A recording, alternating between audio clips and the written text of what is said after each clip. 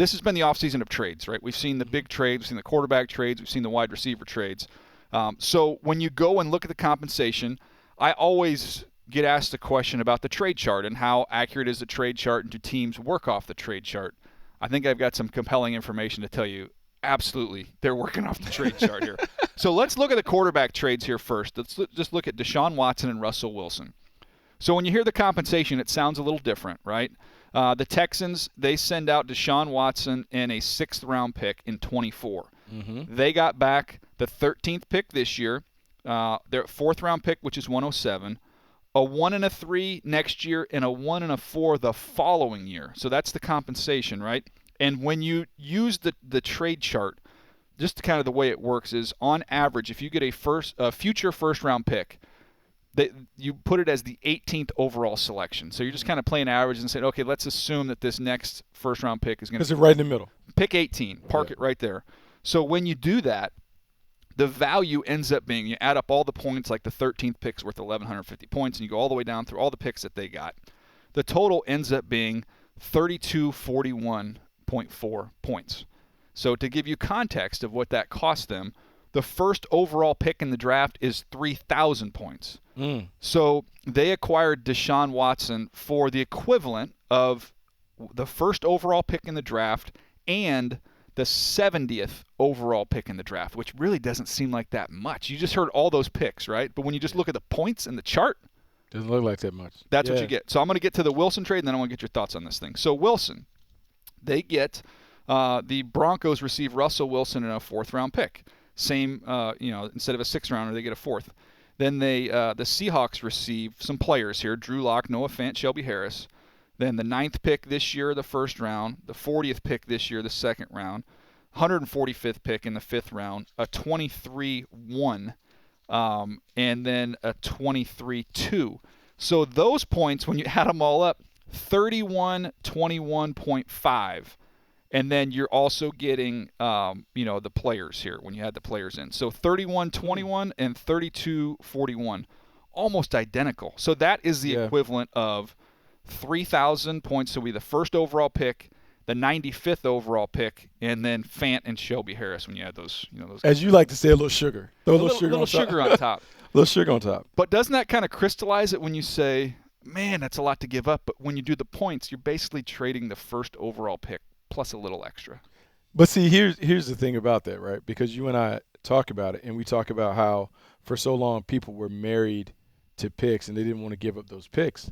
But then when you start putting faces on some of those picks, it changes. Because depending on a given year, the number 1 overall pick might be Jared Goff. It might be some Myles Garrett. You don't know, but that's what you're talking about. You're talking about the number 1 overall pick, and then we would have to do a study to figure out what's the 70th overall pick. But you're talking about a 3rd-round pick that is hit or miss when it comes to most accounts. And so now I think I would take this information, and it would make me be even more daring when it came to acquiring a quarterback. Mm-hmm. And if I could pry a quarterback free. Because the one thing that you like about both of these guys, Deshaun Watson and Russell Wilson, they're proven commodities in terms of we've seen these guys play at Pro Bowl level, All-Star level, whatever level you want to talk about. They have been recognized as being one of the 5 best at their position. And with the quarterback position being the most important in football, I think you make that deal and you feel good about it because it gives you stability and it gives you a chance. Well, and it just begs the question. In this draft, would you take Deshaun Watson with the first overall pick?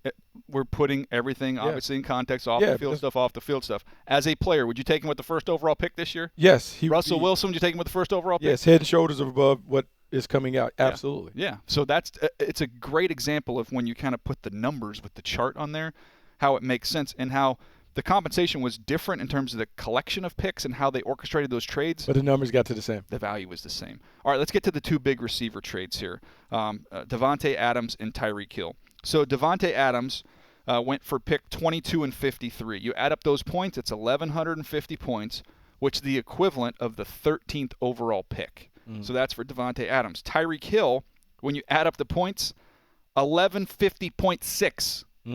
13th overall pick. Identical, which is the 13th overall pick. So when you look at those, and then if you look at the Jets trade offer, which was out there, which was pick 35 and 38 in the 2nd round, and then they would have swapped thirds. So that total ended up being 1227, which is the equivalent of a little more than the 11th pick, not as much as a 12th pick. So the Jets' offer to the Chiefs was actually a little bit better. Yep. But you can see the number one wide receiver trades, obviously you got to pay him the cash, but the pick equivalent is a mid-first round pick. 11, 12, 13. Yeah, I mean that's You what trade that for those guys all day long. and that's what we're talking. That's what we're talking about, players and picks and those things. Now, to be fair, with both of those deals, the other part of it has to be you're giving up basically the 13th pick, and You got to pay also, him cash too. You got to pay a little cash. You got to pay 22 to 25 million per. But depending on where you are, I would say in the team building process, you do that for a short-term fix, because I think the other thing is age-wise. What you're trying to do is you're trying to look at these guys. I think both of the deals, the way they're done, they're 3-year deals. Yeah. In essence, 3 years. By the third year, you have to make a decision whether you're going to re-up it or move on. But you're trying to get an elite wide receiver in their prime to coincide with a 3-year run.